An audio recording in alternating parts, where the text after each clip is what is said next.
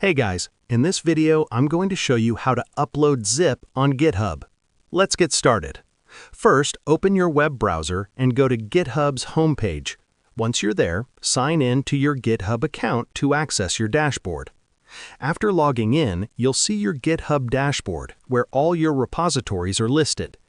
Now, select the repository where you want to upload your zip file. If you don't have a repository yet, you can easily create one by clicking New Repository. If you already have a repository, simply click on it to open it. Inside the repository, look for the Add File button near the top of the page. Click on it, and from the drop-down menu, select Upload Files. This will take you to the Upload interface.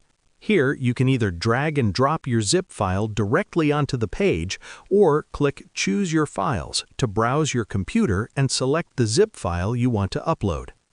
Once the zip file is selected, it will appear in the upload list. At this point, the file is staged but not saved yet.